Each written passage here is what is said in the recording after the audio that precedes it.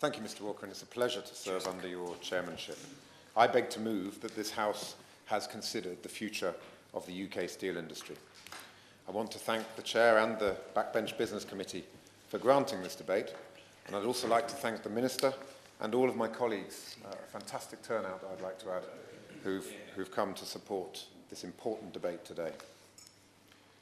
As we all know, this week has, unfortunately, been a big week for the British steel industry, but for all the wrong reasons.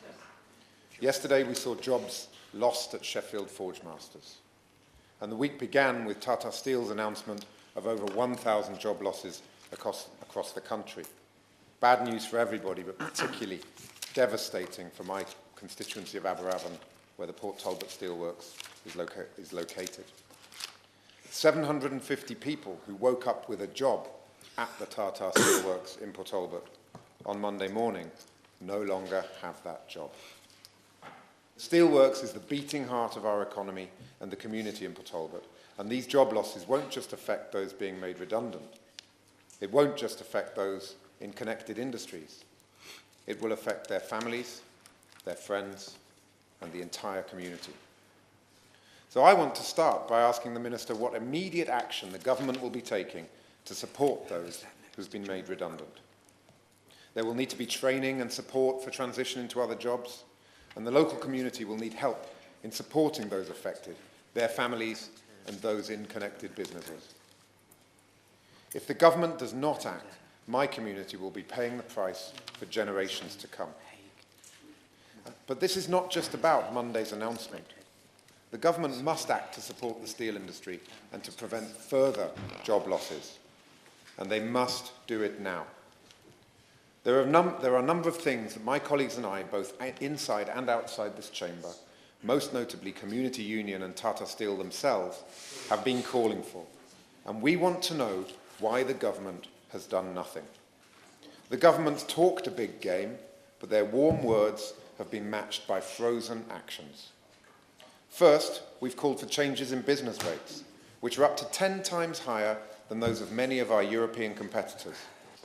Will the Minister commit to consulting with the Welsh Government and other devolved bodies about a cut in business rates for capital-intensive industries like steel by removing plant and machinery from business rate calculations? Second, promised government compensation for energy-intensive industries has still not materialised. In light of Monday's announcement, will the Minister commit the government to a more rapid implementation of measures around energy-intensive industries and a deadline by which the monies are actually there? We cannot have more of the cheque being lost in the post. Third, on procurement, we've asked the government to introduce guidelines that properly recognise social issues and local value for money, local content in projects with a major steel component. But all the government's November procurement policy note says is that steel requirements should be, and I quote, openly advertised to allow UK firms to compete. Will the Minister explain why the government will not go further in using government procurement to support the British steel industry? I will give way. Flynn.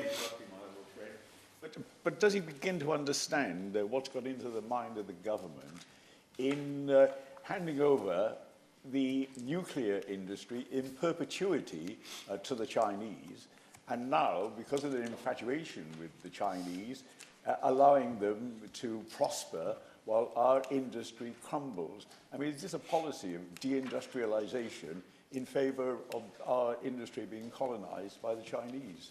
I thank my honourable friend for his intervention and pay tribute to his long and illustrious history in the steel industry. I know he himself was a steel worker, so speaks with a particular degree of experience and expertise. I would also agree absolutely with his point on the nuclear industry. And I would like to bring everybody's attention to the outrage of EDF telling a very well-known British steel producer that they are not allowed to tender for the turbines, which they are absolutely qualified to provide, thus squandering the opportunity of a multi-million-pound contract. So the idea that our procurement policies in this country are somehow changing is a myth, and the experience of EDF and this particular steelmaker to which I'm referring is a case in point. I will give way. I'm grateful to Mr. for giving way, but whilst on the issue of procurement, is he as dismayed as I am when it comes to procurement that the MOD is commissioning steel hardware from Scandinavian plants? And doesn't that speak to the lack of joint thinking and a lack of government focus on innovation, research and development for new products that are needed by the MOD? My honourable friend makes an absolutely excellent point, and I think what's interesting as well, bringing in the MOD angle here, is we are talking about national security. The steel industry plays an absolutely critical role as a foundation industry in the homes we live in, the offices we work in, the knives and forks we use to eat our meals, and indeed the incredibly important contribution that it makes to our armed forces across the world. So this is an issue not just of the economy, of pounds, shillings and pence. This is our very national security which is at stake. I will give way to my honourable friend. Thank my honourable friend for giving way and add my congratulations to him for securing this very important debate. Is he aware at the contribution that steel makes to the submarine supply chain, which led the community union to argue very forcibly that our party should remain in favour of this, and also that Graham Honeyman, the managing director of Sheffield Forgemasters, is clear that, that Forgemasters could not survive if it lost the order for the Successor submarine programme? Right. I thank my honourable friend for an excellent point. My honourable friend will be aware of the fact that there's a debate taking place within our party, but I can assure him of which side of the debate I fall on, and there are a number of reasons why I fall on that side of the debate, but saving our manufacturing industry, I understand there's up to 20,000 jobs reliant on our nuclear, the nuclear programme to which he refers. It is an absolutely critical factor in the future of our industry, and I certainly will be contributing forcefully to the debate within our party from that perspective. I will be fine. Very grateful to the honourable gentleman, and I congratulate him on securing this debate. The estimated cost of Trident, capital costs, could be up to around £165 billion. Is he seriously saying that if the UK government were to redirect that amount of capital investment, we would only be able to produce 20,000 jobs that he mentioned? Order. I'm not getting into a debate on Trident, and I'm not allowing members to get into a debate on Trident. Mr Kinnock, can you continue, please? Thank you, Mr Chair. I'd be more than happy to continue that debate outside this chamber, and I defer to your better judgment. In the light of what we're discussing here, will the Minister explain why the government will not go further in using government procurement to support the British steel industry? It's one thing to put in place procurement guidelines. However, driving that message home across government, let alone the private sector as well, is another matter. Words are easy, actions are far more difficult. Those actions require leadership. And with Hinkley Point B, the government have a real chance to show leadership by using procurement to support British industry. But it is an opportunity they seem to be squandering, with very little British steel in relation to the opportunity that's there that is due to be actually used on the project. I'd also like to ask the government and the Minister today to ensure that when it comes to the Swansea Bay Tidal Lagoon, well, first the government needs to get on and approve the project. Each day of delay is costing months or years in the progress of that project. But when it comes to the Swansea Bay Tidal Lagoon, I would like to ask the government to show some leadership and commit to sourcing all or as much of the steel as possible for the turbines from the United Kingdom steel industry. The Tidal Bay Lagoon not only provides the entire Swansea Bay area with opportunities for jobs, something that's desperately needed in light of Monday's announcement, but it also provides the opportunity to support local jobs at the Port Talbot Tata Steel plant. Mr Chair, British steel is among the highest quality steel in the world, and we should be making better use of it. British-based certifiers have among some of the most robust standard regimes, particularly with regard to environmental and social impact. And so it is, to say the least, unusual that, for example, when it comes to the standard for reinforcing steel, that the government appears to favour BES 6001 rather than the far more robust BS 8902. No Chinese steel meets the stringent quality and sourcing criteria of BS 8902. And so its adoption as the government standard would help protect against Chinese steel dumping and support high-quality British steel. But this brings me round to the fourth area on which we have called on the government to act repeatedly: the dumping of Chinese steel on the British market, the greatest challenge facing the British steel industry. Now, I know that the Secretary of State for Business is no fan of the European Union, but he does seem to be a fan of hiding behind it. Both the Secretary of State and the Minister know that far more can be done to support the steel industry without the government breaching state aid rules. And so the government must work with Europe to deal with the issue of Chinese steel dumping. Last year, China produced 441 million more tonnes of steel than it consumed, and much of that was dumped in the UK. If anyone, I will give way. Mr. Doughty. I thank my honourable friend for giving way, and he's making an extremely strong speech, and congratulating him on securing the debate today. Is he surprised that, given that a number of us have been raising the issue of Chinese dumping and showing indeed very, very detailed statistics and examples for years, not just months, but years of this problem developing, that it took the government so long to take some of the actions that it has taken? Is he surprised by that? I am surprised, and I believe the Secretary of State had to look Brussels up on a map before he worked out how to get there last year. I think the critical point here is that the European Union sets the rules of the game. It's up to the member states to invoke those rules and to deploy defensive trade instruments. And I would like to share something with my honourable friend. I read a very interesting interview from 2012. It was posted on Twitter by Laura Koensberg. She did an interview with the then managing director of Tata Steel in Port Talbot. I know you're well acquainted with said journalist. I apologise to my honourable friend for that connection, which was quite completely coincidental, I assure him. 2012, with the managing director of the Port Talbot steel plant, and guess what he was asking for? Action on anti-dumping, action on high energy costs, action on public procurement, action on business rates. From 2012, 4 years of inaction. And here we are again. It's like a nightmare version of Groundhog Day. Ewan Rankin-Davies. Could I commend him on securing this debate and also the way he's outlining what can be practically done?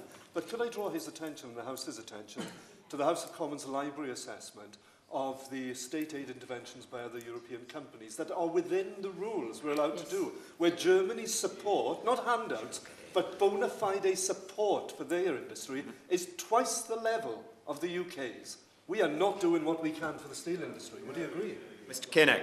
I agree entirely with my honourable friend, and what I must indicate is a feeling that the reason that our government isn't acting as it should is because it's driven by a dogmatic, laissez-faire ideology which has got nothing to do with standing up for British steel, for standing up for British industry, for standing up for the British economy. It's got to do with a laissez-faire ideology which will never enable us to act in the way that we should. I will give way to my own friend. To Brennan.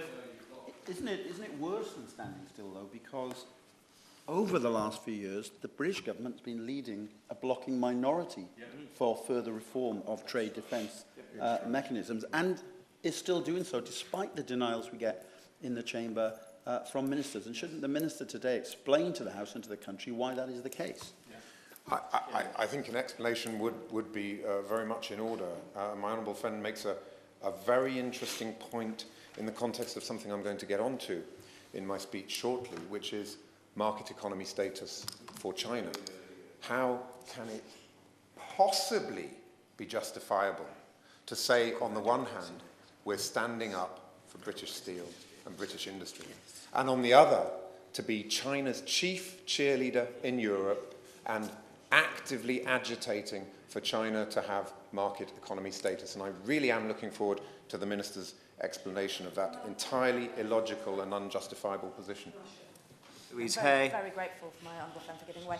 Just wanted to reflect on the fact that the ministers are obviously so terrified of the EU state rules, but seem to me to have breached EU public procurement rules in their failure to tender for Hinkley Point C. And I just wonder whether he would like to reflect on that discrepancy. Mr Kinnock.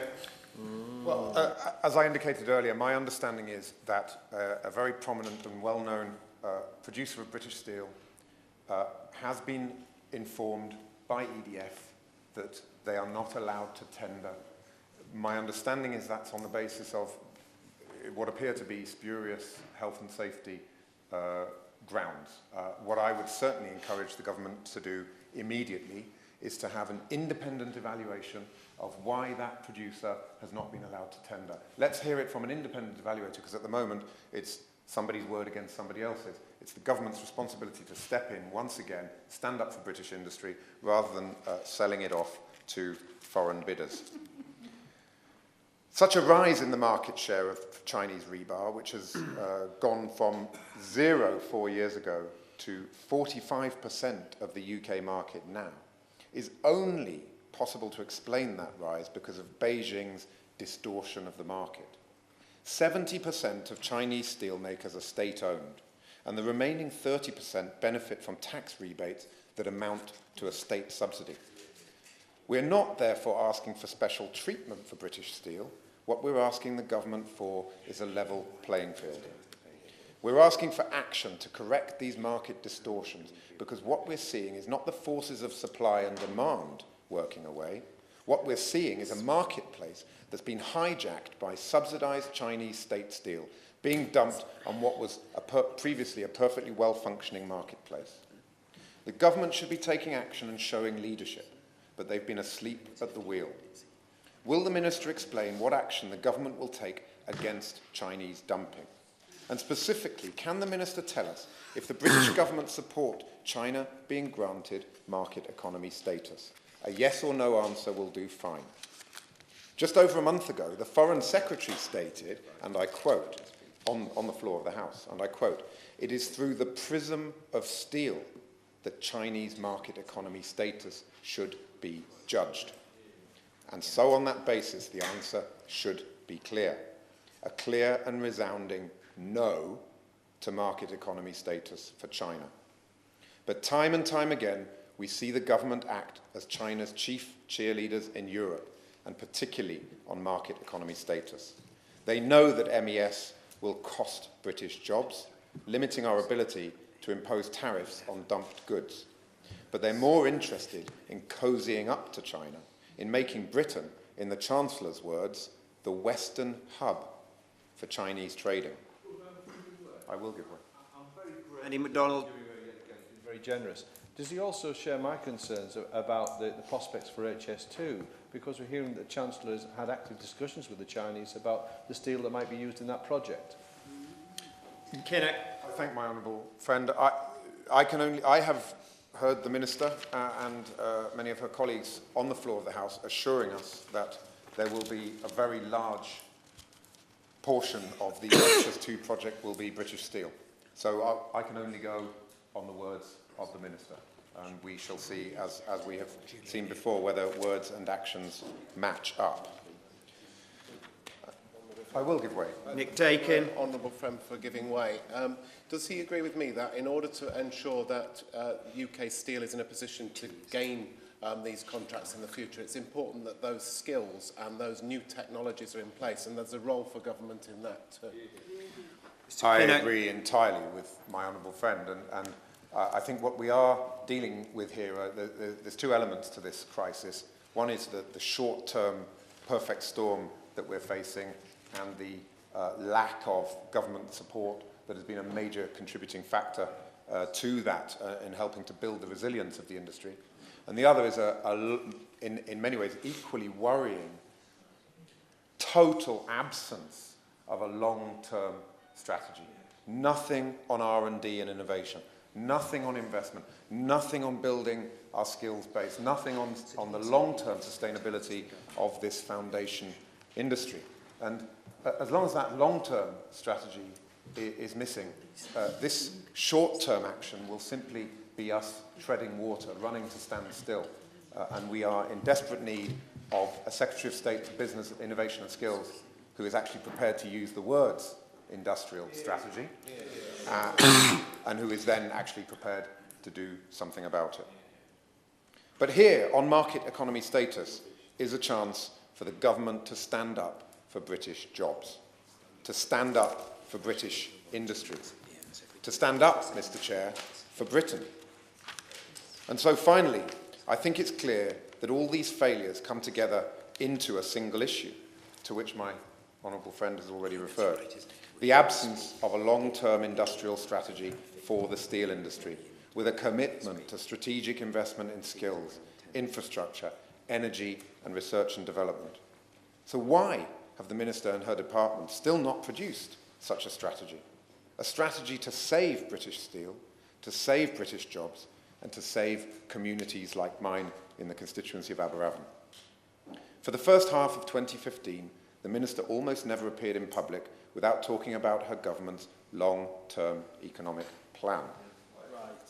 Well, here's a chance for the government to show that it wasn't all hot air. Now is the time for the government to produce a long-term plan for steel.